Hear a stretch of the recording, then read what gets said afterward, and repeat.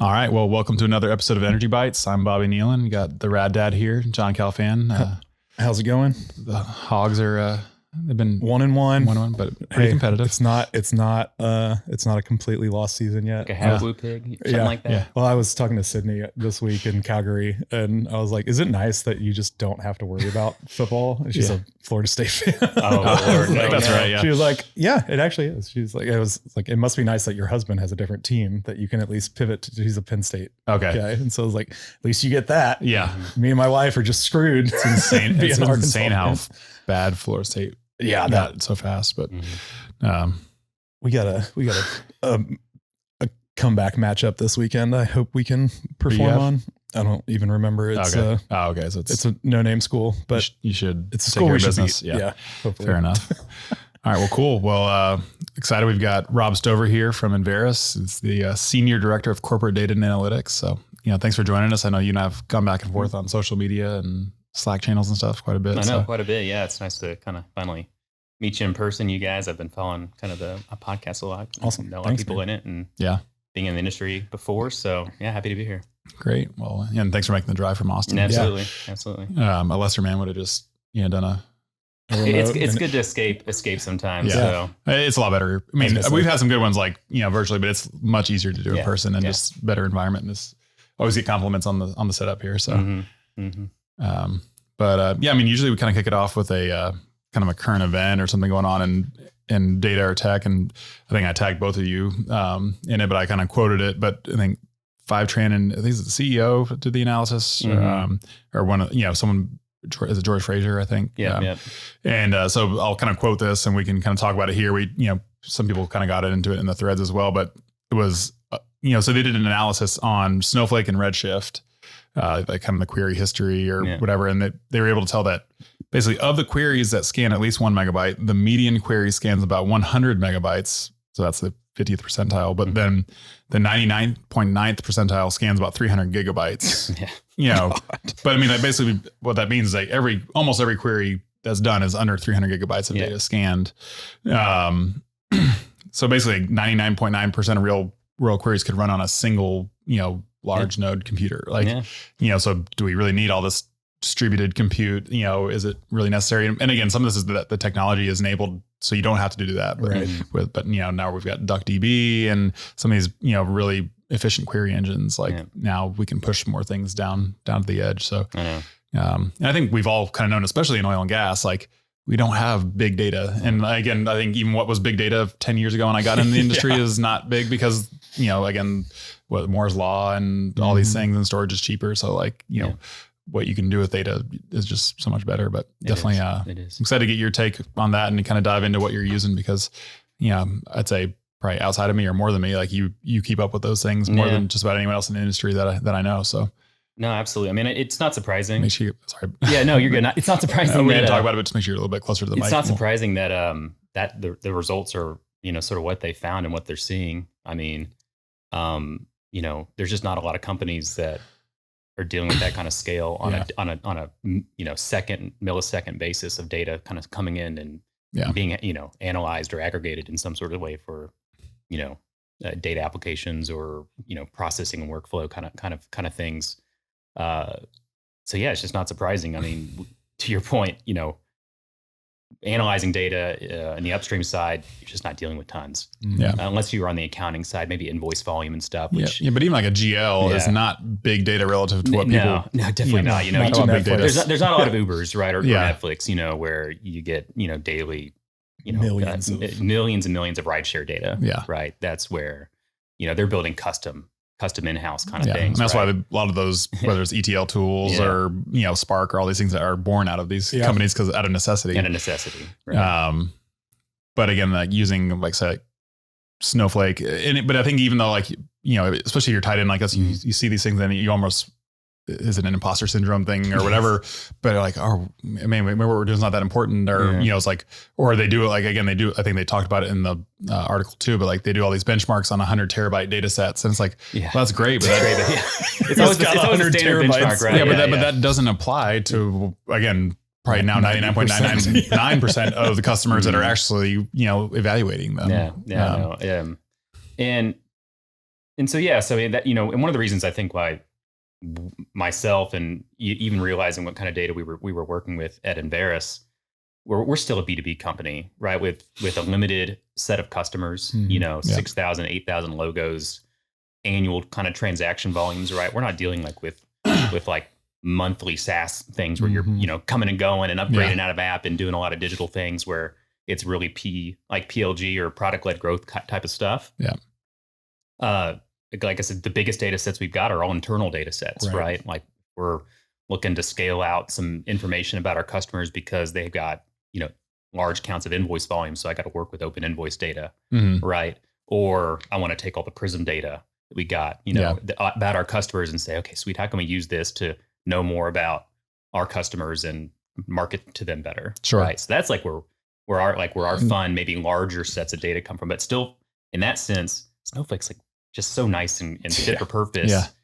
Even in that medium data set scale where, Mother Duck and DuckDB work really well. Yeah. I just don't have the performance is just so crisp and clean, and the implementation and architecture maintenance is just nice and robust. It just works. Yeah. No, it's you go click a button and within, I think someone was talking about that too. Like, so the Josu Brogan or the guy who talks all about Databricks, but I think someone was in one of his, replies talking about just like the time to, he called it time to SQL with Snowflake. It's bananas. It's 5-10 minutes. If you can get data in it, you can start writing SQL. Whereas like, I remember evaluating Snowflake and Databricks. And again, I'm sure Databricks has come a long way in the last 3 years even. But when I was started at GME, and I'm like, I have Azure and I still can't stand up Databricks and know where the hell to go to put this, and I was like, I just go sign up for, Snowflake, and it works. I've got an endpoint. I can connect things, and it just flows. It is super fast. Yeah. Super fast. Yeah. So kind of, jumping into that, I like to kind of work backwards through your career, but let's talk about what you're doing now at Enverus. Enverus is a massive company at this point. You've just acquired BidOut, former guest on the podcast. Shout out to Rodney. Saw him at Calgary this week. Oh, nice. And but again, you guys have acquired a lot of different people. You have a lot of different product lines and everything. So what does that mean for what you're doing there? Because I think a lot of people, when they think of Enverus, they think of Prism in the front end and all that kind of stuff. Yeah. But just curious where you fit on all that. So a little lineage, I guess, where my team really came into the fold at Enverus is before I came along and stood up that position, that central sort of corporate data analytics function. It was very much like a sort of, purely self-service, like Wild West, like go grab data from a source system, throw it in Excel, and like build a model, and then there's your source of truth. Okay. Right. I'm going to go grab, deal data out of Salesforce, and then go combine it with some stuff from the accounting and ERP system, and then I'm going to, create some custom mapping things in Excel, and then like that analyst has the thing, and that goes up to the board, and then there's that, right? Okay.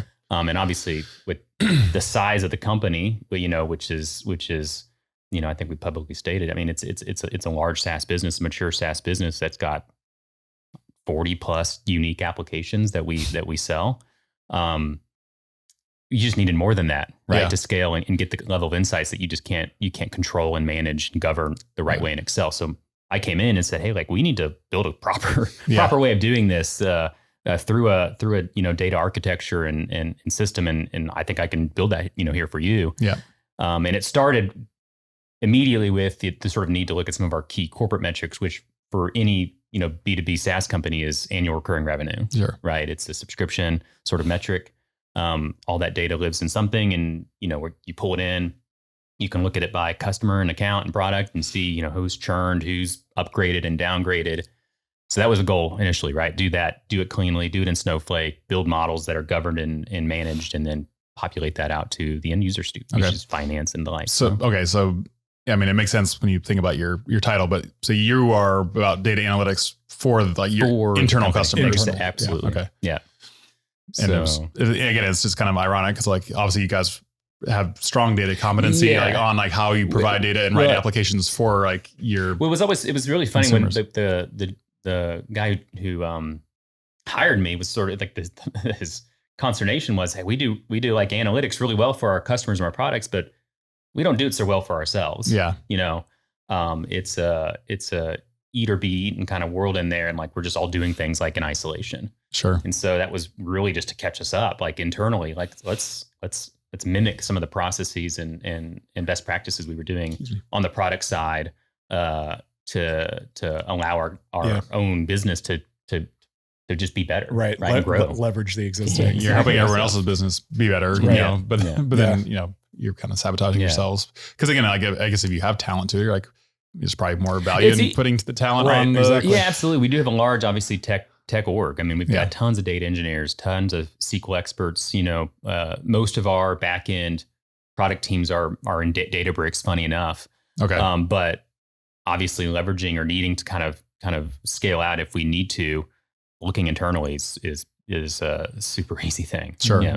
So nice. I want to unpack it a minute, because I feel like lots of people in our industry would love to go from moving away from their spreadsheets into a more structured, organized way. What are some of the kind of the big things that either challenges or like wins that you guys had there? Any kind of pro tips for anybody that's, because that's a daunting thing, especially like in our industry. It's not just our industry, but feels like it's always our industry, right? Everyone has a spreadsheet template that they've, you know, it was the base template, then they've customized it to the way that they want it, right? And then so it's like, I've always admired this about Bobby too. Like, how do you get the users out of that thing that they love and are comfortable with into a more formalized process? No, I mean, it's the challenge. It's the Aries challenge, right? It's like, it's how do you get an engineer to like think differently than what they've been doing for a long time? And and that's not to say that we don't still really love and promote like people working in Excel. Right. You got to have both, right? You got to have both. And there are certainly, and I can talk about it a little bit. I mean, one of the reasons we just went with SQL or Snowflake is because we knew like our analytics community internally wasn't like this, like, you know, sort of modern analyst who can like just spin up a notebook and start writing Python and then build this little custom app and be like, okay, sweet, I did the thing to build a model and I published it and then there's an endpoint for it, right? Like I hosted it myself. No, they're mostly still Excel people. Maybe some of them have some SQL skills and they can kind of get into Snowflake and kind of write their own thing and then, you know, and then leverage it in Excel to themselves. But, you know, part of obviously just being in SQL and being in a you know, relational data model, that was to be ensure that we always capture that customer. Now, the thing that we had to be conscious of is that what we wanted to break was just this sort of natural sort of motion to be like, okay, I'm going to go grab the data I need from somewhere, throw it in here, write all my formulas and like key metrics and things in that one thing where it only exists. My like big rule of thumb is Excel's not a database. And it shouldn't be treated as one. Ever. Right. Ever. Please quit doing that. Please quit doing it. Right. And so the practice we had, the culture change we had to start shifting is that particularly for the high frequency reports that were super important was, hey, if this data, if the logic and business logic exists in here, we got to get it upstream. Get it out. Right. We got to put it in Salesforce. Well, you know, the Salesforce is dirty. Well, that if it's important that we're looking at, you know, industry values in our Salesforce system and they're not 100% and you're having to clean it up in here.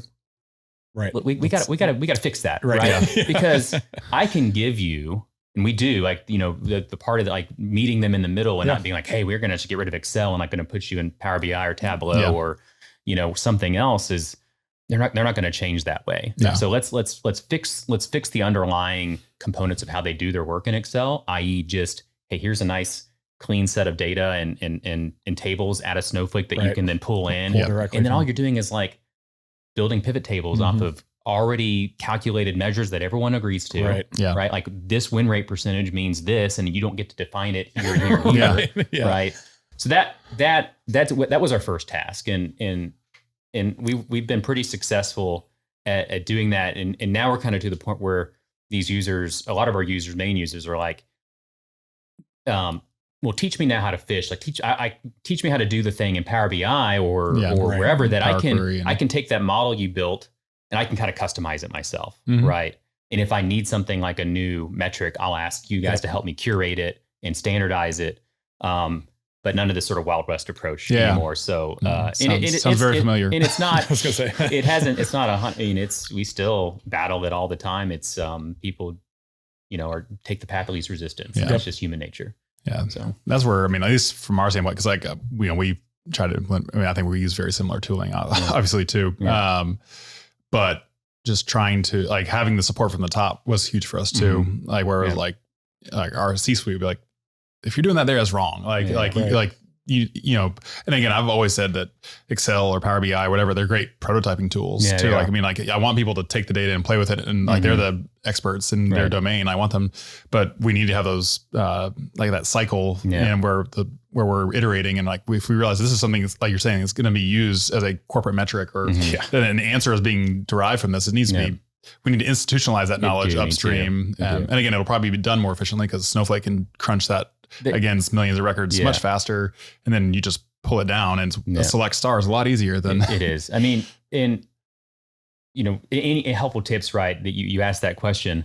It really does start with, where a lot of data teams sometimes fail is that they try to be, somewhat of a semi-owner of data. We're not an owner of data. A data team shouldn't own any of it. Right. The ownership of the data falls on the person who should have a data contract upstream that says, hey, the data is going to be of this quality, of this respect. And if it's something that, again, is populating or impacting a KPI of some sort, then hey, if it's broken, we'll tell you. Yeah. But we're just gonna be the ones who alert you of it. You have to go fix it, and we'll make sure that we model it the right way and we deliver it with the right, a cadence to impact the business. So, that's again, I think we follow very similar paths. But if it's broken in open wells, you go fix an open wells. Right. I'm not going to write Band-Aid code in the middle that. Then I have to keep updating a case when statement. I should be able to pull from this, and it's right. Exactly. And again, there's value in it being right in that source. It is. It has to be. So let's talk about that. Whether it's the data quality testing and stuff, and then how are you capturing that and then kicking it back to those users?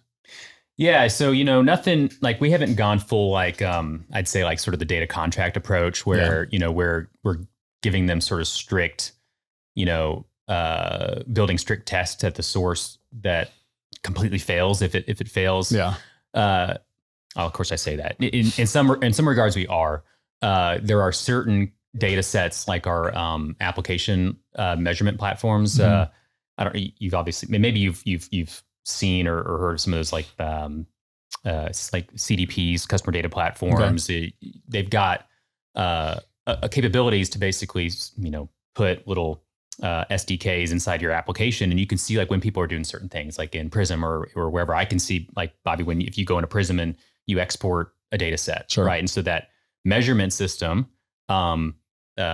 captures it on the fly and then sends it to Snowflake through a platform. We use Rudderstack as our sort of measurement protocol, and we actually have strict governance there. If we expect a certain data quality, certain data quality about either the user or about the thing that they did in the platform, and it doesn't conform to strict standards, then we reject it, and we're warning it back up. Okay. But with Salesforce and stuff, it's mostly just we run our standard DBT tests, right? Make sure that the main objects coming out of there, the main columns are getting your standard stuff, and then we're just having a regular cadence with RevOps to say, hey, listen, here's all the things that failed. Yeah. And let's just work to address it. So. Okay. So let's get into DBT, because I don't actually, I've talked about it a little bit, but I don't think we've actually had a user on yet. We've had just conversations. We've never really dove into it. So why don't you go, and then I'll fill in if I think there's things that, but what is, for people who don't understand, what is DBT? Yeah. What is it? What does it handle? Sure. And why? Why? Yeah. I guess, sort of the old school approach, right, was if you had a SQL server, you were, building, SQL databases, you'd have some, sort of DAG or procedure of models that were interconnected, creating materializations on the output, right? And those are usually managed by stored procedures, and, but that DBA or data engineer would have to manage all the DDL and all the things about SQL writing that maybe people don't like, right?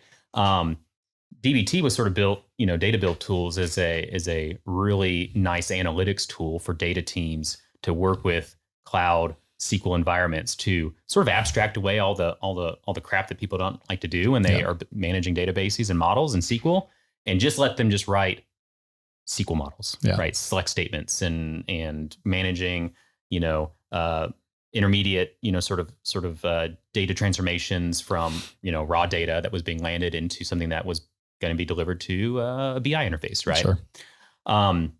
And it's, all, started as an open source sort of protocol, really easy to use. And obviously, like anything that starts out open source, they end up having some sort of cloud managed environment. We use that cloud managed environment now. Yeah, as do we. And it's got, nice orchestration in it. So we've got, we build our analytics models. It's all, CI/CL managed in GitHub, and we're able to iterate quickly in a development environment. And we pass all our tests, and the outputs look good with our stakeholders. We publish to production, and we just manage it like a data product at that point, something that's reusable and easy for the team to collaborate on. If I had to put a percentage on where most of my team works, from data engineering all the way to sort of analysis building, 80% of it's probably in DBT building models. No, for sure. Yeah. Yeah. So, you definitely hit on pretty much all or most of it. Like the orchestration. So again, you don't have to do, because before a lot of people would use Airflow or Dexter or something. If the most basic people here listening, you probably think of these as a Windows scheduled task that would run a Python script or a cron job. But they handle it so you can, they have a pretty good CLI, language where you can say DBT build XYZ, exclude or select these things, whatever. So again, you can choose how often these pipelines run, but then I think you hit on it previously, but the testing, I think, is a huge thing. It is huge. So you can write tests, and they have a lot of them out of the box, and there's even they have a lot of packages too that people have written. That was what attracted me to the DBT, open source packages, just all the packages that they have. It's because I originally looked at it with FiveTran for our social GA, all that, and it's DBT has all these templates that normalize all the social channels into the same convention. I'm that's all solving awesome. Problems that everyone works with those standard sources, which is really nice. You're usually not the first one to come up with something. Exactly. Right? So no, that's the most frustrating thing when you're I know I'm not the only person doing this. There has to be a library or something out here. But they have and then they have the standard ones that is fairly comprehensive. But then they even have there's the DBT expectations. But there's all different kind of things where the data's outside of standard deviations, or it'll anomaly check detection. Previous, if there's duplicates, or if the row count equals, if you think if it's just a join, the row count should be the same in the next. If you have a bad join, it'll flag if the row, there's all these things, and you can, again, some of it's for us, but we started writing the test that tests the source data, and then, I've been using the DBT artifacts, and I built actually a Spotfire. Yeah, that way you can see the impact on those downstream tools. Is really nice. Yeah, but we would tag them with the source that where it failed from. So then we had a dashboard that would go out a Spotfire automation job, and it would go back to the business users every morning and be there's 5 records, and I built it where they could click on the row count, and then it would show them the rows that were failing. So then they could go this prop num, is where I need to go. Of course it's prop nums, prop num, whatever it is. But it would go back to our land team. You need to go fix this in the ERP, or we did that a lot. We will do that with certain records, opportunity IDs,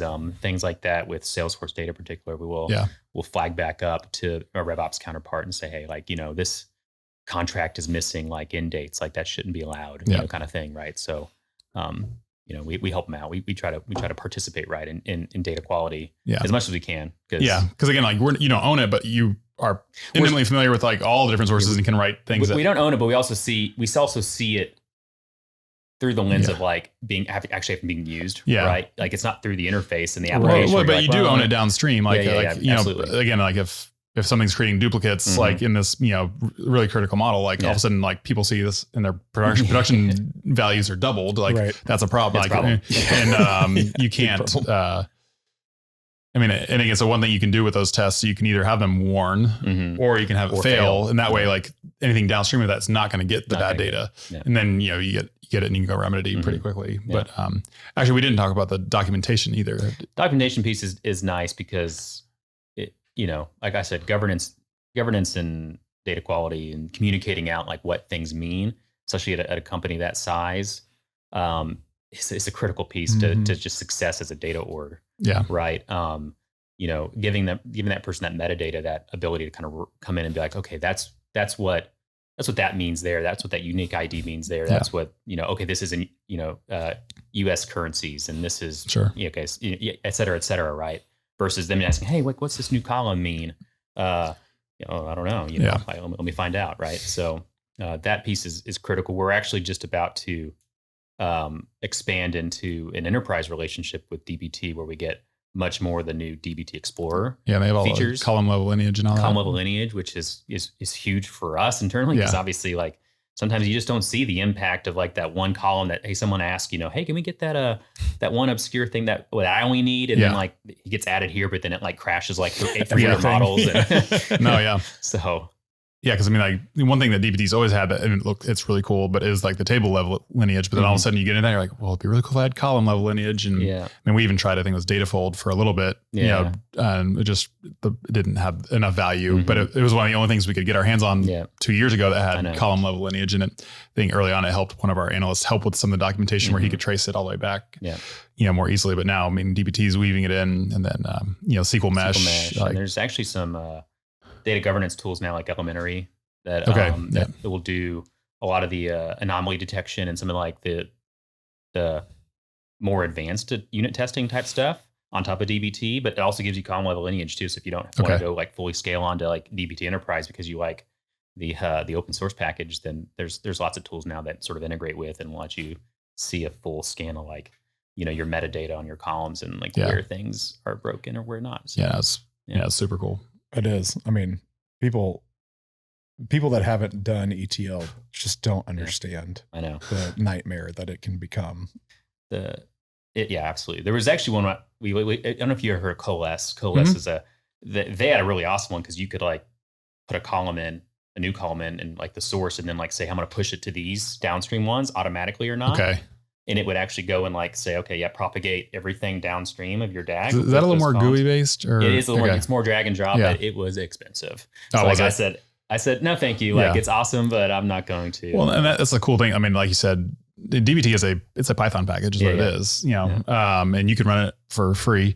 But I mean, it sounds like we're both using DBT Cloud, and there's some other, DBT interface people out there. Even I think Astronomer has their own now, which is the people who do Airflow. But again, like, you can run it on your laptop. You can. Well, unless you're me. Well, spend like 2 days on that with the DBT guys. Installing Python and running packages, that's its own beast. But again, that's where managed services come into play, where it's like, it's total cost of ownership. Build versus buy argument. But so I was with that. So I mean, it sounds like, because you started a few months ahead of me, but at Enverus, but I mean, got to start something greenfield at the same time. It seems like we picked similar thing. Can you go into like just the core pieces of that stack? I mean, when I started, it was basically a data team of basically one. And so, and we really quickly, I actually hired a cohort of mine at Parsley, who was sort of a data engineer type. Okay. And so I quickly brought him on as sort of my data engineer to kind of help me out. But we still realized we needed something that easily allowed us to scale quickly. And that was, with that sort of thought in mind, and knowing that, just as a not necessarily cost center like that, because I don't really truly believe we're a cost center anymore. We had to be pragmatic about the tools we selected, and whether we went full, build versus buy. And so with that in mind, like, we said, okay, hey, like, we have some money that Enverus is willing to invest in us building a first class, sort of data asset. We went with FiveTran to start out with, because we, at the time, we were only really connecting Salesforce and like our ERP system. And so, like, why go through the trouble of like writing your own custom API, like APIs, in particular when we weren't familiar with like, because you came out of oil and gas, right? Like, I didn't know what an upstream operator is like. I didn't know what the opportunity really was. Like, I didn't work in that sort of language, right? So, hey, FiveTran was there. Like, of course, we got in before they changed their pricing model. So we were like, oh, hey, this is like, we're getting a lot of value out of this. And it works. Like the problem is with FiveTran, right? Is it just works. It's expensive as hell, but it works. No, I mean, I went through that same thing. Like, cause like we evaluated FiveTran, Stitch, and then Hevo. Yeah. And it was like Stitch was gonna be half the price, and Hevo. I mean, but I tried to get someone to tell me a bad thing about FiveTran, and I couldn't. Yeah. Like they just, they're like, oh, they had great customer service. It just freaking works. It just freaking works. They even do like, type 2 sort of loading on the fly, for certain sources like that. Makes your life easier. We haven't really talked about it. Can you talk about like type 2 and high level for people? Simple case, right? Like a lot of slowly changing data, right? Like a lot of, particularly out of transaction systems like a Salesforce or a CRM, data components about a certain entity, a customer or an account or whatever, changes over time, right? Yeah. Bobby might move, live in Houston, but then he moves to Dallas, and so. But at the time he lived in Houston. At the time he lived in Houston from this period to this period, or hey, he worked at Grayson Mills, and now Devon, right? Yeah. So if you only ever pulled the transaction system today, it would show, Devon, right? But from a reporting and analytics standpoint, what do you need, right? Right. Do you just need to know that he only works at Devon, or do you want to know, like back when they did the one thing and they had the money then, spending, doing things in your applications, that he worked at Grayson Mills, right? Mm-hmm. So type 2, sort of database management, revolving out of obviously the Kimball sort of design processes, allows you to upsert and manage that data set so that you can capture multiple, states versions, about that entity. Right. And so obviously DBT is convenient because it gives you a lot of convenient tools to do that, but you still got to write it and you got to manage it, make sure you're grabbing the right unique keys and, timestamps to manage it. FiveTran was just offering, hey, like we're going to just do it for you. Yeah. Right. On the fly, zip it in there. Here's your type 2. And our practice typically is we only really, if it's an entity, a core entity, a customer, whatever, a dimensional entity, we only work in type 2s. Okay. Because you can always get to like the current version and the historical version. Yeah. Right? No reason to just keep a type 1. Yeah, that's the whole point of a data warehouse, right? You can have that much. Have as much. And it's crazy. Like our type 2 database of our Salesforce accounts object is over 1 billion rows of data now. But that's over 8,000 accounts. Right. So you can imagine how many times like the owner changes and the account segment changes and all the little characterizations about how you profile them. Sure. Moves a lot. So yeah. I believe that. I mean, one of the things I was going to set up through FiveTran was our HubSpot instance. And then I realized I had it set up. And then of course it was double any other source each month. I was like, well, maybe we don't need a full on backup of this in Snowflake. Yeah. But you do pay for it, right? Cause it's obviously 10 times your normal MAR, but I think it's worth it. FiveTran, although we are getting a bit more pragmatic now, like we are moving into, experimenting and testing out more, homebrew kind of data pipelines through Snowpipe, for example. Because the Snowflake, I think naturally is obviously kind of working on building their own just straight connectors to places, right? You can get it from Google Analytics, you can get it from a ServiceNow. There is a Salesforce one now, right? There is. Didn't they set that up? There is, but you do have to have like that. You have to have a certain Salesforce data cloud implementation to do this sort of what they call CDC or mirroring, right? Gotcha. So we do have that. So we are actually in the process of implementing that. Nice. We just expanded into that aspect of Salesforce recently. But DLT is a new one, right? So that one's actually really interesting. Their library's still small, but it's like the amount, like you can basically build a full pipeline in like 20 lines of Python that's using their DLT libraries. Really cool. Isn't that based out? Is that out of Dagster or who's? Or is it just? Are they just their own thing? Their own thing. I think they're out of France, maybe. Okay. Yeah. So that's a real. I'd encourage people to go look at that one because it's open source and it's really easy to use. So we are kind of trying to be a little more pragmatic about where we spend our money. Yeah. What value does the data asset bring? Okay, if it's really important, FiveTran's great. If it's like Jira data, which is a lot of volume, but is it that important to us? I don't know. Maybe not. That's the hard thing to That was probably the hardest thing to swallow. It was like, I was going to pay twice as much for getting the data into my data warehouse as I was going to spend for it. Right. Exactly. Yeah. And there's no inherent value in just the data moving, like getting it from here into here. Yeah. Like that doesn't add value. It's what you do downstream of it. Yeah. I mean, but now you have to have it all centralized or some way to centralize them. Yeah. But just moving the data, you pay a lot for it and you're not getting any value from that. That's where we're definitely trying to definitely try to shift where the money's being allocated and what value you get out of it. That's actually true. But I mean, again, if you hired a data engineer, they wouldn't be able to build those pipelines nearly as fast, and you'd pay them 3 times as much as you paid for. You would. That's the trade-off. Absolutely. Yeah. No, that's where FiveTran gets you, right? Is it's like, yes, I know this is expensive, but even like an intern, if I hired an intern, that's all it's all they would do, right? Managing the APIs. They would probably still be more expensive currently than what my FiveTran bill is. So it's like, well, okay, FiveTran it is, right? Like, so then everything else then revolves out of Snowflake as a central, data store and data warehousing solution, analytics solution. Obviously, we manage DBT on top of that. I mentioned Rudderstack earlier because where does that sit? I'm not familiar with that. Rudderstack. I mean, because it was such an important data piece for ours. I mean, us being a SaaS company, like us knowing what our users are doing or not doing in each platform is like of hyper importance, right? Because you want to manage churn, you want to decrease your gross retention. You want to find people who are doing things that, maybe I know that you guys are doing X, Y, Z. We're going to tell the sales team, and sales team is going to see those indicators to say, hey, we think you should actually buy this new thing, right? Yeah. Because then it's just like you're just guessing, or they're having to have a conversation with you. That measurement platform where it essentially sits in every app, right? Okay. So every product management team is responsible for what they want to track, working it through Rudderstack. Rudderstack then is just being a routing device that delivers it to Snowflake, so then we can model it and say, hey, these are our daily active users in Prism.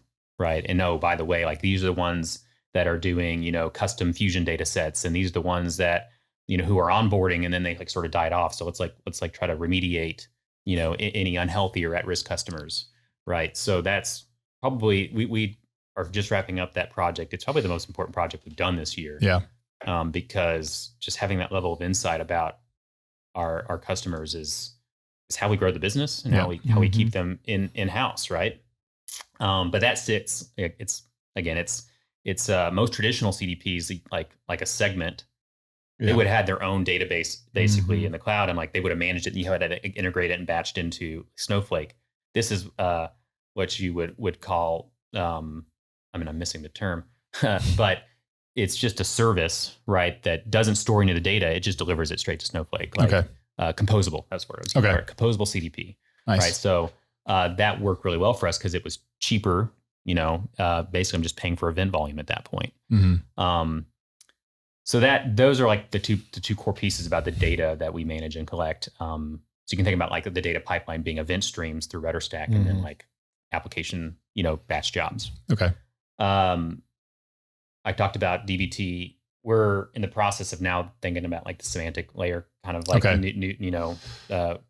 governance and metrics. DBT semantic layer or other ones? Probably, I think that's probably where we'll end up going, just because it's there and they're improving it quickly. What I found out recently is that Snowflake is going to be able to handle those semantic layer objects in their warehouse.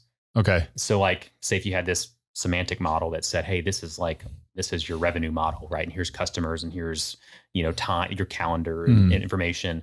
And it's all just one big YAML file, right? Just one big readable thing. This is what, this is what profit means, right? And this is et cetera, et cetera. You just upload that to Snowflake, and Snowflake already knows where the tables are. And then you could, if you wanted to put a chat bot on it, hey, tell me my top 10 customers in the operator segment by ARR. Okay. Yeah. Conoco did it, right? Yeah. And it just knows because it has that semantic knowledge, that human readable knowledge that says, well, don't just take a wild guess about what SQL you need to write to get to the answer. Where I'm telling you where to find the ansser. Okay. Put in bounds on it or whatever. Yeah, put bounds on it. So that's something we have our eyes set for 2025. So one thing there, I've been a little hazy on the semantic layer. So I think maybe stepping back, semantic layer really isn't a new concept. It's a cube essentially, right? Like, and that's really what's going on under the hood in Power BI, even, right? Yep. But like, how does, like, I mean, where my heartburn's been, and maybe it's just ignorance, but like, all right, so I've got a DBT semantic model. Like, what can read that? Yeah.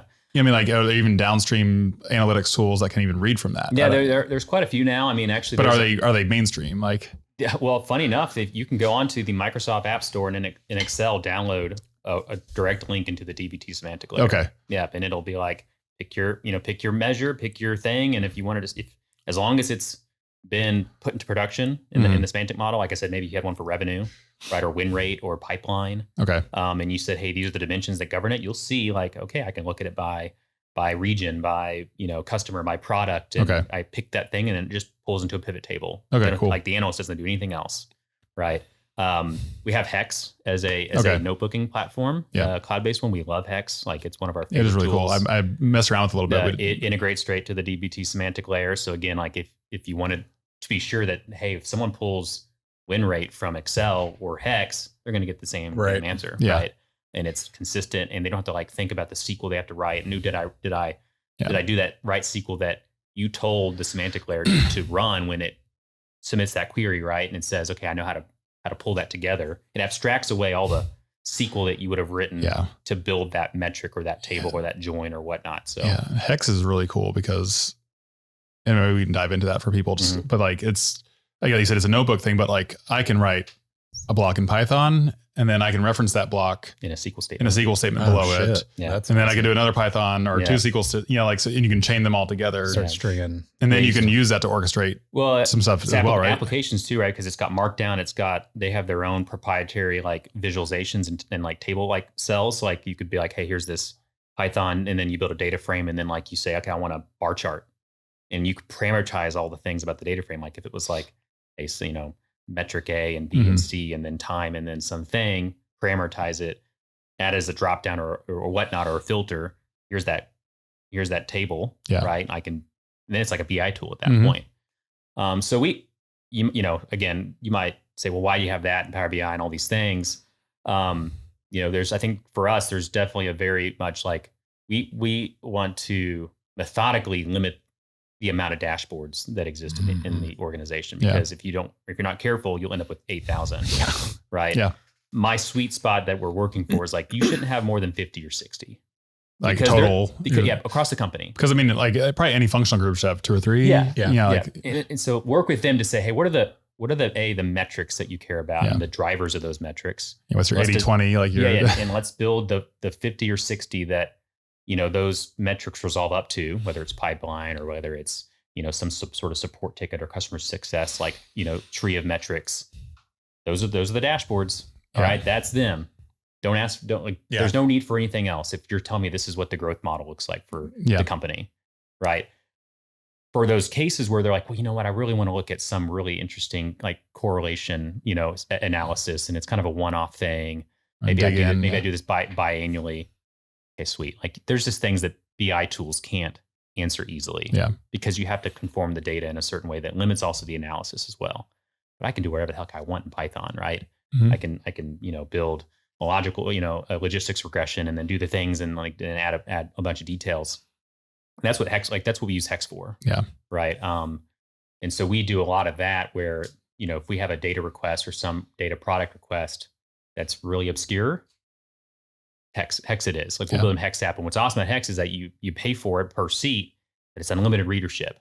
Create an app, you publish it, anyone in the company can look at it. Yeah. That's pretty slick. So, but it also requires, as a data team, that, hey, you need sort of those more robust skills. You need someone who not only is like an analytic thinker and someone who can like think about the what's, whys, and hows about what they need, but also can write Python and write SQL and be creative.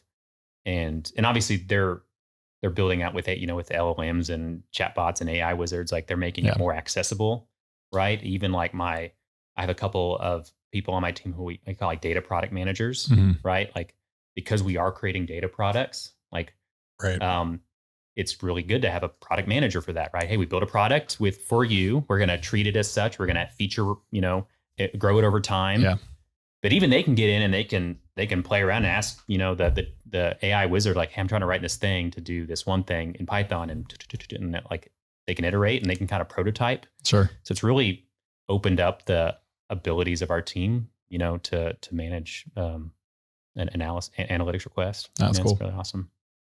I was going to ask, unless you've got more, because I know y'all are vibing right now on the data plan. No, good. I was just going to ask, like, how has your kind of experience at Parsley helped you? Yeah. That's where I wanted to get back. No, it's because good. Like being on the service side is very different than being on the operator side. They both have their pros and cons. Yeah. But I'm curious, just. I mean, I'll say Parsley was by far probably the most, I would say, cutting edge or modern, like, operator companies that I worked for. Like, they had a very robust set of technologies and allowed people to really say, like, hey, why not? What if we didn't do Aries? Yeah. Right. Or what if we did all financial reporting in Power BI? Yeah, sure. Like, be entrepreneurial about it. Go about it. Right. Now, that doesn't mean like it had the right, I mean, it had a really strong, tech organization, really strong IT organization, but they were still obviously very focused on like making sure that OpenWells was running right. Yeah, right. And so we still had to be very entrepreneurial about, okay, well, I got to go out and learn it myself. And I want to take all this data, like we're building forecasts and building operations plans, and we're running them in Intersight in the cloud, and they're real large, plans. I'm going to post that into a database. I'm going to run it in, Power BI or Spotfire, kick out, a standard dashboard for, executive leadership to run every time we run a scenario, right? Just being, obviously conscious about where I wanted to spend my time, right? Sure. Versus like the old school way of being, well, let me put in Excel and then build like a really complicated sort of operational financial model. And so it was kind of a sink or swim like thing, like where I just had to get good at it. Yeah. Right. It was, I wanted not to waste half of my day job just managing spreadsheets. Right. Yeah. So, and it was hard. Like I before Parsley, I was at Noble Energy, and like it was like everything was still like in Essbase and like Hypercube and like, old school like FP&A models that just like were terrible to use. So I just got good at that, and I sort of parlayed it into, having to sort of build my own little like mini data stacks like at Parsley to kind of do these things. Into like, hey, let's scale this out. Like I have a vision for it for Enverus, because, as we talked about that job and role, and, we just ran with it. Right. Like we got good at understanding, like, well, I know like having to build a bunch of dashboards and manage, building reports for the CFO, the CEO, the COO. Like I kind of can work backwards and get to the data engineering side of it, which I've been learning over the last couple of years now. So. Yeah. Let's talk about, just your journey into like the data side. It looks like you even started at Parsley with a lot of your previous experience of like planning side. Yeah. And then you were actually the reservoir engineering manager for a little bit. It's like the reservoir like planning. Oh, manager, okay, like the planning side. Planning side. Yep. Okay, so a lot of planning stuff, and then like I guess basically like you sound like you were starting to use a lot of data stuff to make yourself better with that, and that's how that got parlayed into becoming like the data analyst. Where I am now, absolutely. I mean, I think as I mentioned, like just it was a function of just making my life easier. Yeah. Right. So what were some things at that time that you graduated from Excel to this? I mean, what were some things along the way? I'd say it was kind of getting into the Power BI world. Okay. A little bit. It ended up starting like, hey, let's just take data from a source, whether it was OpenWells or some output from a model, and building some nice like, Power Query like flows that I didn't have to like manage all like the data transformations and click refresh and run, and then everything would just populate right. We eventually got into, hey, this data is getting a bit too big. Let's work with IT. And again, like Parsley made it super easy to like be like, hey, we need this one thing to like scale this out to a larger sort of size. Like, yeah, sweet. Like we'll spin something up. Like we're actually looking at Informatica or Snowflake. And that's where I was like, oh, okay, what is that? Right? I started doing some research. Ended up being, I think they just built something in-house. Were they using a lot of SQL Server? Yeah.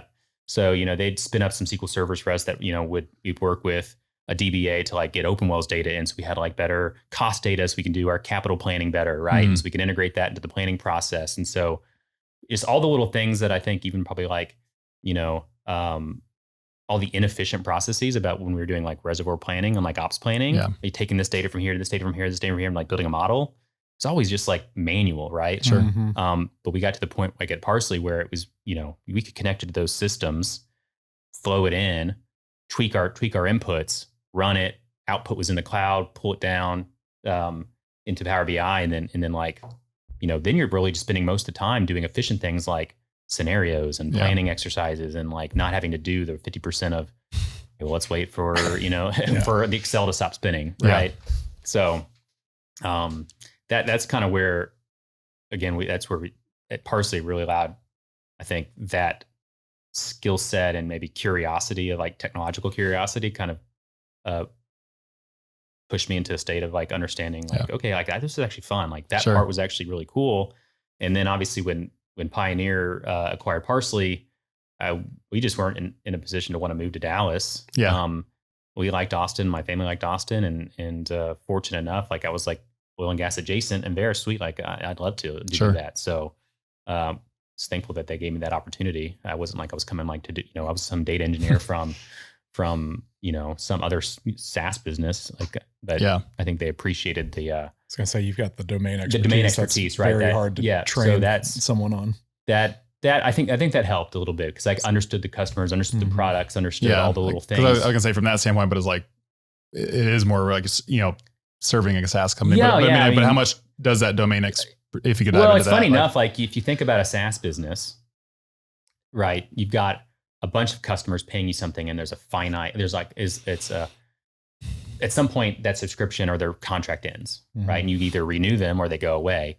And if you never renewed any pipeline, i.e. drilled any of your, PUD wells, you just got this blow down curve of revenue, right? It's your PDP base, essentially. You're broke. You're broke. And so it's very much a very similar business. You've got products that you've got some sort of white space about, right? You think that Conoco could potentially pay you this because you have all these products that fit their, customer profile, right? So maybe they're paying you X, but it's X times 2 that you could go after. Sure. Every customer has some amount of capturable white space out there. And so we build models to kind of, actually one of the cool tools we're doing now, these data app tools like Retool. I don't know if you've Retool or Streamlit. We actually built some really cool custom apps to allow our sales team and our like segment leadership teams to better forecast and predict their white space based off their current buying behavior. Okay. Right. Because you can look at, all the population of similar accounts. And we built a really cool app. It's like a combination of like a GUI interface with Python and Postgres databases that connect to Snowflake. And you can write these scripts and like an application base, right? Allows them to go in and like it calculates a distribution and does a bunch of math in the back end. And it says, hey, like we think that Prism has this much available out there, right? From our current customer base. Yeah. Right.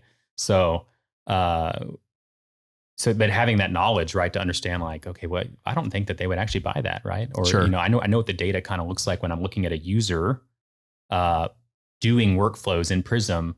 I can kind of be like, okay, that's important. That's not important. Let's build a model for understanding like churn behavior.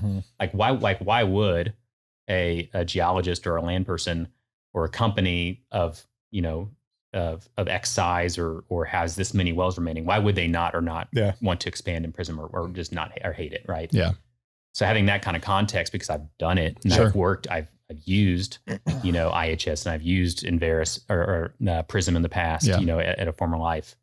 I just kind of knew it. I just kind of translate better. It's fun building tools where you were at one point the end user potentially, right? Like I do this very similar stuff with Collide, and it's like they're asking me, or on the marketing side, like what podcast or webinar should we set up next? Like what's a good topic? And like, well, you're our audience, so tell us. And it's like, oh, well, this is a lot easier than coming in cold. And you also have like, again, that learning curve of if they were to have hired someone that was strong, just a data person, but didn't know the front end on product, that is so tricky because you can solve the problem that you think you're trying to solve without actually adding any value to the customer, what they actually wanted, right? It's like, if you've ever hired consulting developers, you know exactly what I'm talking about, where it's like, hey, I want it to do this. Yeah. And then they give it back and it does exactly what you told it to do, but not in the way that you wanted it to happen or in any kind of intuitive way. And then it's like, okay, well, this sucks. Yeah. But so, I mean, really the biggest thing, the learning curve was just understanding kind of just SaaS terminology, how the business model works a little bit, but it's not overly complicated at the end of the day. So that part's relatively straightforward now. Nice. Yeah. Okay. So coming back to the data stack a little bit. Yeah. Because I think I was talking to Zach Warren. We had him on a few months ago.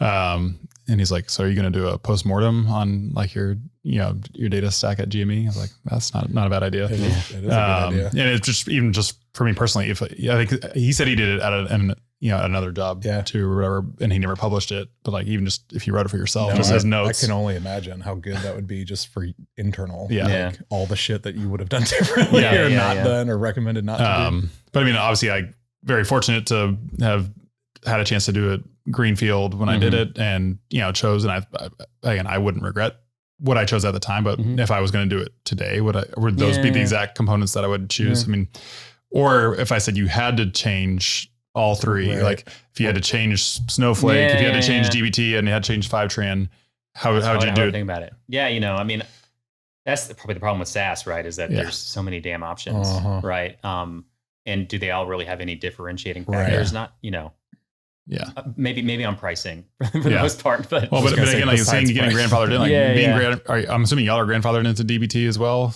like DBT Cloud, the pricing. Because remember we were, and I at the time they were just going to change everyone, right? And I said, no. I wouldn't write it, Tristan, too, in the Slack channel. I know. But I don't think I'm going to get. I mean, I think fortunately, like even they've changed their pricing model a little bit, where you can get to their enterprise and like.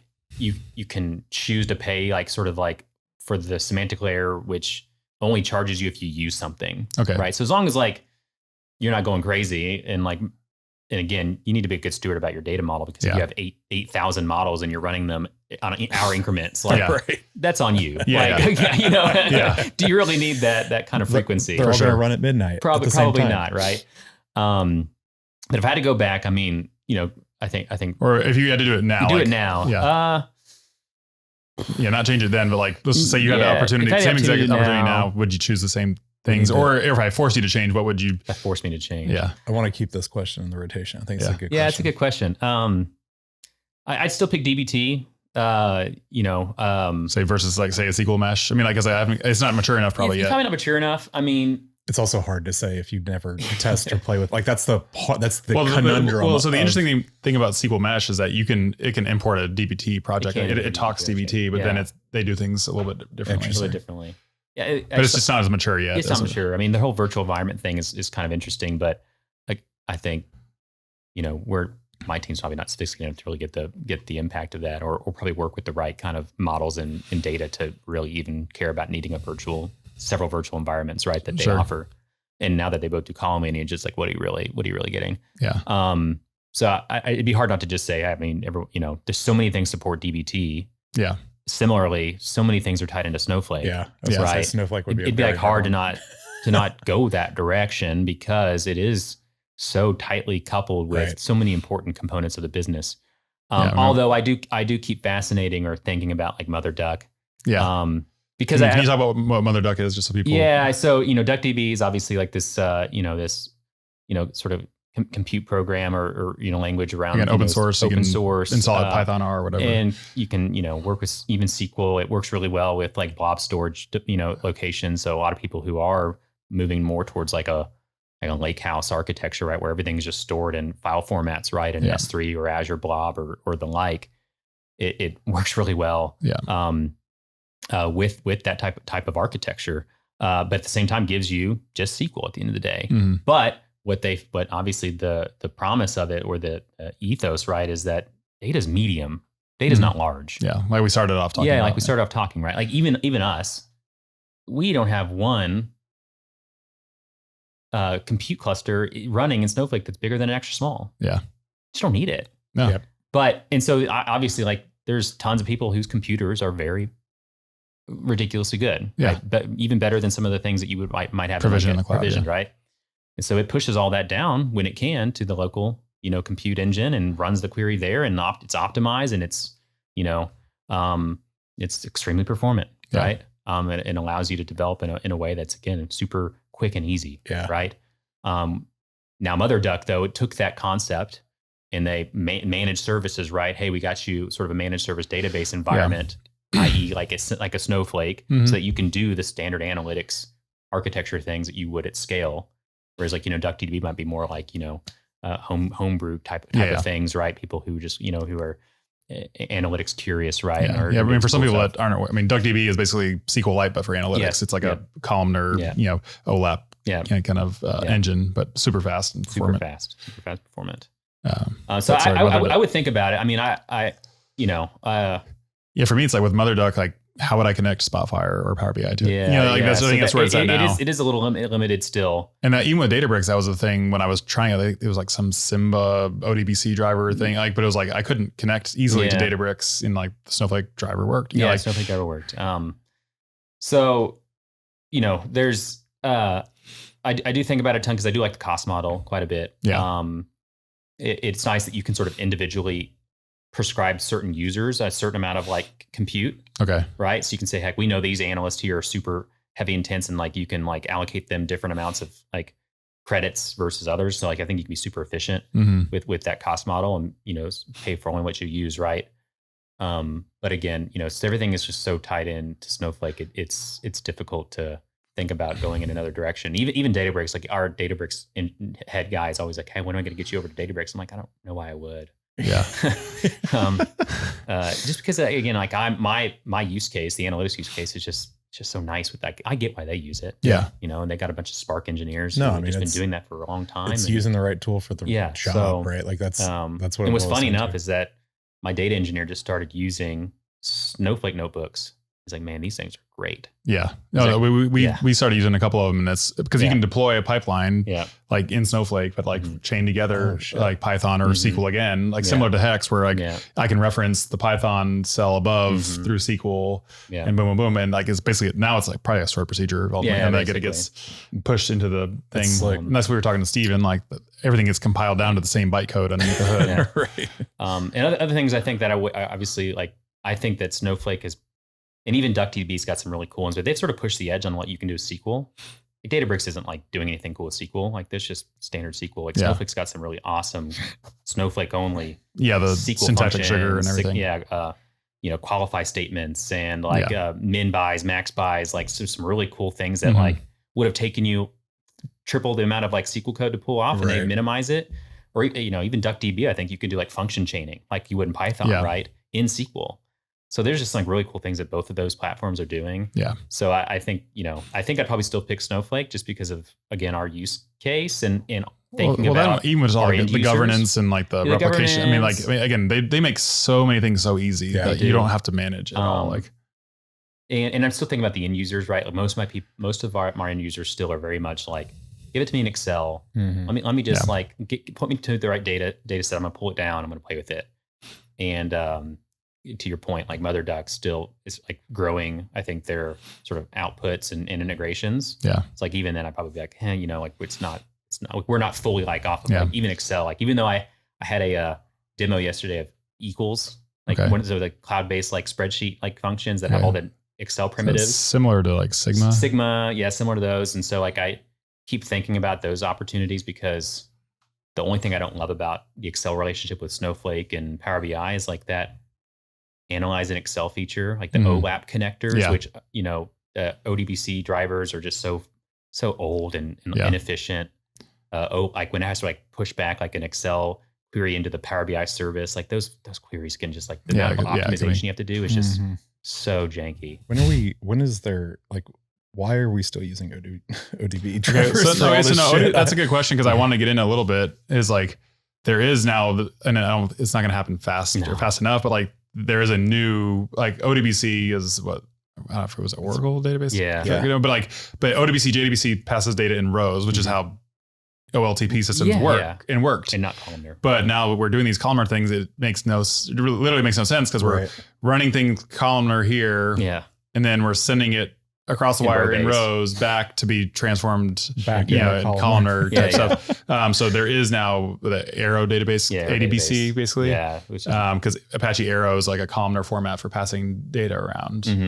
So now, I mean, there is an ADBC, there are ADBC drivers now. And I think say like Snowflake Python driver connector uses that to pass it, but again, can we get Spotfire? Can we get Power BI? Microsoft Microsoft guys, come on. Like, I mean, even like trying to we have a couple of product teams who want some data out of Snowflake and they want to put it back into their provisioning system, which is a MySQL database. And it's they got to connect you through Python, but it's all ODBC and it's it takes forever. And, so it's my solution is always well, let's just find an alternative route. Right. And so if, do people really just want a spreadsheet, right? And if there's something that just does what Excel does, but, handles volumes of data out of the cloud that, I don't have to manage all that crap. Probably has an infinite it does. Of rows too, it does. Limited. They call it infinite query. Yeah. Right. And so I don't know if because we are a Microsoft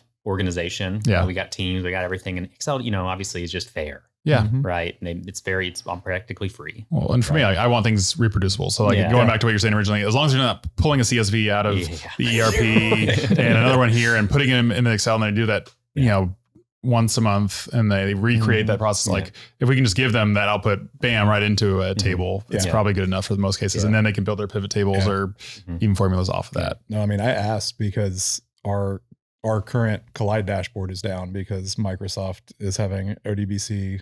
Oh, we had that issue too. No, we had that issue with our dashboard, actually earlier this week, my OneDrive. That's a whole nother story. But my OneDrive started shitting the bed. But it's in order for me to sync my dashboard from my Power BI file on my laptop to the cloud so that everybody gets to see it, I've got to set up an ODB server.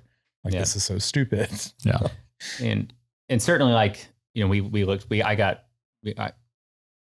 looked and experimented heavily with Microsoft Fabric. It just isn't there it's yet. Not there yet. Yeah. I think they're doing great things on the analysis side, particularly with being able to write and do things with just lakehouses, file formats. Right. You can almost directly query Power BI really efficiently, just the file format schema. That's pretty cool. But getting data into Fabric and working it efficiently, they still want you to use Azure Data Factory stuff or data flows and much that don't, thing. Don't they some SQL mirroring stuff now though? Where they do have mirroring. So if you wanted to have the data, it could be in Snowflake or it could be an S3. Is that a Parquet situation? Well, no, this is it's kind of I'm still a little fuzzy on it, but they have SQL Server mirroring, which I think is huge because you don't have to do CDC. It's a complete virtual replication, right? It's the data is just there. So it's just an instantaneous virtual copy. So you don't have to do if you did the data staging up in the alternative space, in Snowflake or whatnot, you could just write that down. But then you're paying for a couple of different things, which is not the end of the world. Well, but I think this lakehouse thing is getting more and more interesting. And maybe if I were to do it again, now, because even I think Snowflake apparently, at least if you believe the sales stuff, gets really good performance on, especially on their managed Iceberg and stuff like that. Yeah. But now there's the One Lake integration with Snowflake and where you can read the One Lake. So you could have, again, the whole promise of the lakehouse thing is that you have your data, in these cataloged, data lakes or whatever. But then I can hit it with whatever compute engine I want. And I can hit it from Snowflake, Databricks, DuckDB, Spark, whatever. And I thought about that too. My opinion was, my realization is that the storage benefit is not really all that. No, storage is not. Storage is nothing, right? But our analytics community probably isn't that robust to where it's they have a bunch of different tools. Let them pick their own tool and compute with their own tool. We're just not. We're not into that state yet where they're I got the one person in Databricks, I got the one person with their custom notebooks, and I think George Fraser may even talked about it in that article we talked about to start. But FiveTran writes to blobs now, or they write to S3 or Azure Blob and stuff. So now if they're managing the creation of that, those tables and the catalog and everything in an efficient way, because then you're not paying because especially let's say with at least Snowflake, I mean, you're paying for ingest. Yeah, you are. And again, there's no value in that compute that you're paying for. Yeah. It's the actual transformation logic. You are paying for the row, yeah, the active row. Yeah, you pay for the active row, but you're not getting double pay. You're not getting double, because like right now I'm paying for the row and I'm paying compute. Snowflake compute. Yeah, whereas like this, just writing to Azure Blob RS3, which is what I kind of alluded to, is like they kind of, they want you to pick those transformations in FiveTran because they're not going to do it the most efficient way. And like we tried some of those things out, and then I saw my compute spike up like abnormally. I killed it immediately, and I built the same thing in DBT with like a similar package, and it was like I barely noticed it. So I was like, what are y'all doing? I know this is like a quid pro quo thing where you're like, hey, come to us and we'll do this thing. And, it's just all works. And then Snowflake is like, gotcha, and like, I don't know if they've got cutbacks or anything, but they probably do. For sure.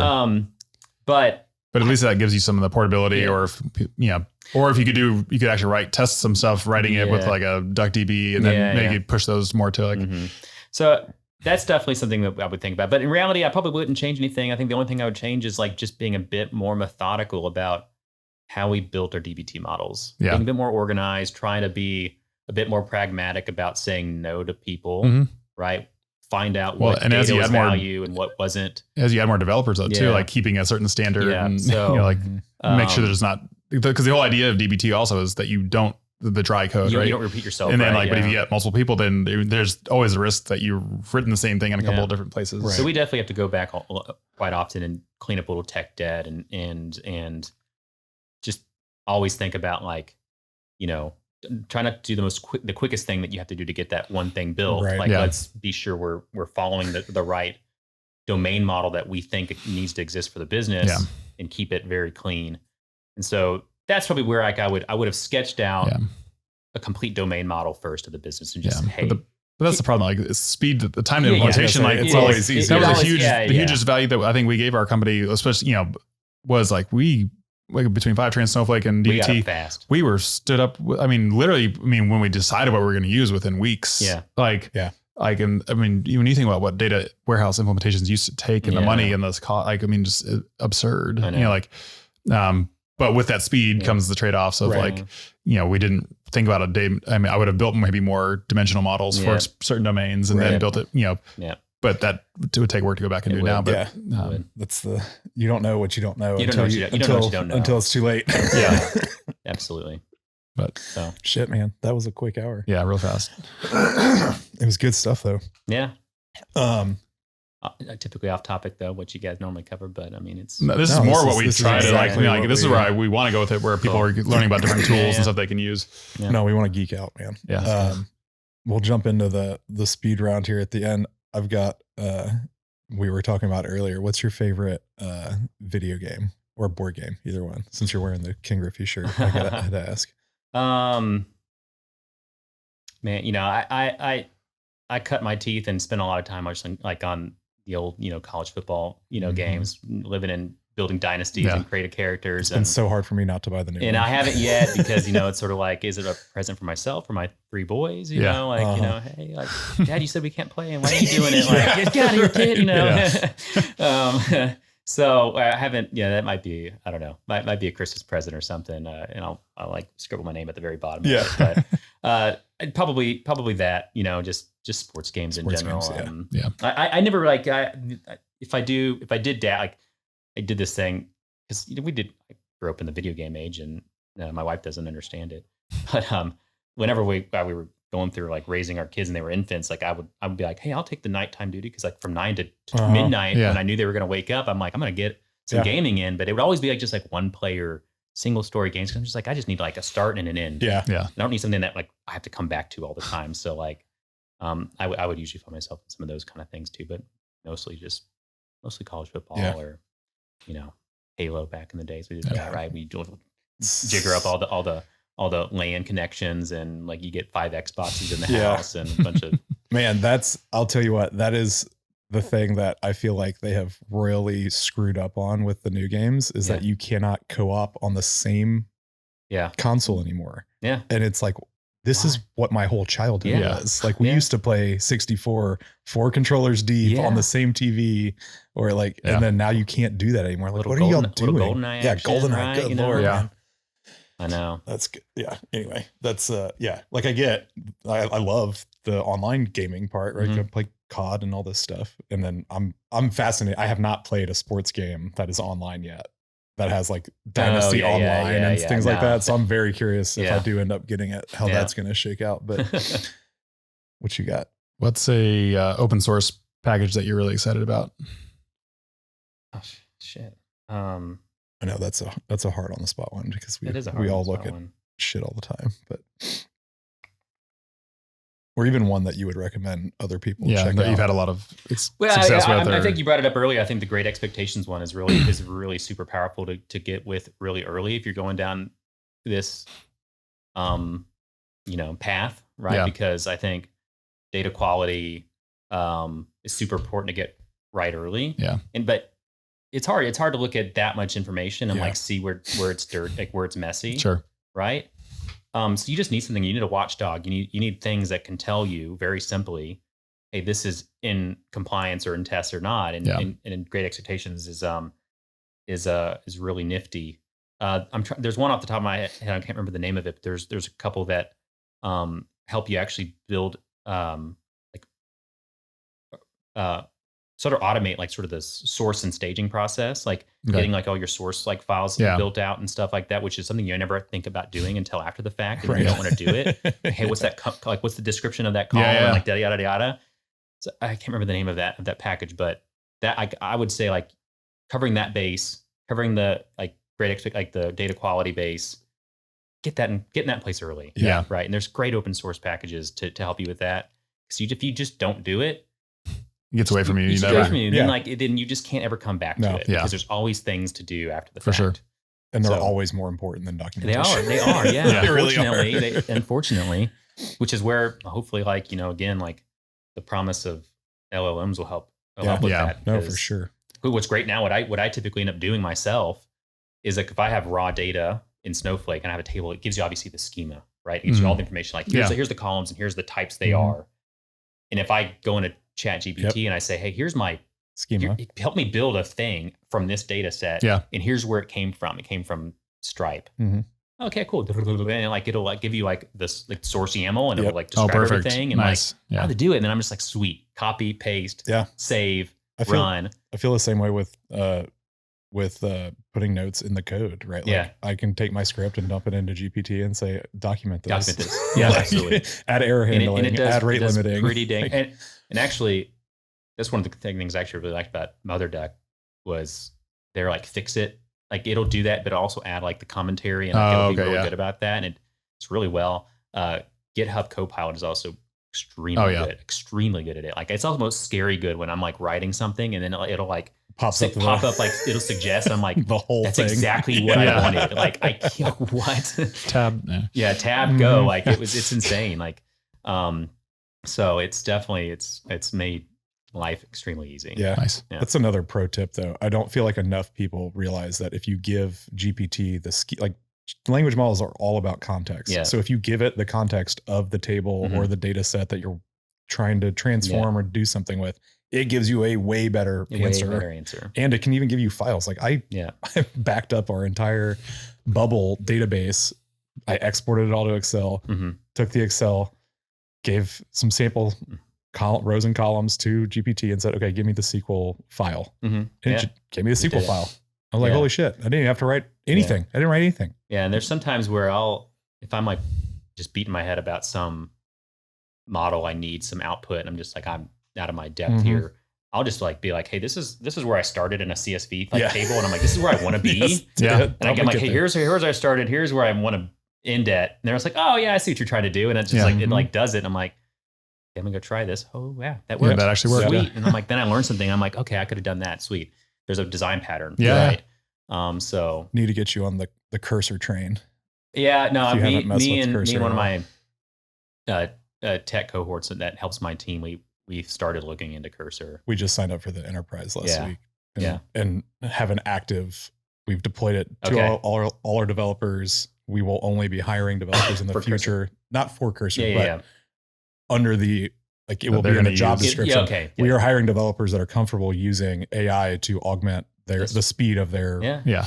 performance or whatever, just because Yeah. we're so small that like 10xing a junior dev is very impactful for us versus, a bigger company. Absolutely. No, we are looking into that too. Although, like I said, we are GitHub Enterprise company. Mm-hmm. We have Copilot. Enterprise code space is really cool, but for nothing but really awesome thing about Cursor. So. It's pretty slick, man. And the enterprise, by default, everything's on private. There's no open anything. It's really fascinating. I barely scratch the surface with it, but like my devs love it because you can reference anything. You can reference the files, you can reference functions, you can everything all right there. And so it's pretty slick. Yeah. But that's cool. Last one. You want to do the honors? What's your favorite place to stop between Austin and Houston? Ooh, that's a good one, Bobby. What's your favorite Kalashi shop? What's funny enough is I hadn't stopped here yet, but that new Press 6 or whatever, that they're kind of like Buc-ee's-ish kind of thing. It's actually really nice. Yeah. I really like going in there. It's like Buc-ee's without the crowd, the convenient, the amusement park sort of scene. Yep. Of course, Which way do you come? 290 or 71 usually? I usually come 290 because I usually end up coming to this side of town. When we do go, my boys play a lot of travel baseball. A lot of times we have to go to Tomball for Houston tournaments. And so we will go, I'll usually go to Bastrop and then cut through that nice scenic route and then hit the top side. I said 290. No, I meant 71. You usually come 71 to 10. But then I will come to 90. Okay. And then go that route just because it's a more pleasant drive. Yeah. I know exactly. It's chill. Well, it's I-10 between once you get Sealy to Katy, it's just absolutely miserable. Like, because when I come from Sugar Land area, I cut through Eagle Lake and go up and I'm barely on. You go north to 10 and then over, or you come around it? I go Highway 90, alternate or whatever, back to East Bernard and Eagle Lake. And then you just take this back road and all of a sudden it spits you out and then you're on I-10 for then you're in Columbus. You're on I-10 for 2 exits. And then there's some times where there was either a major wreck and we just ended up doing that.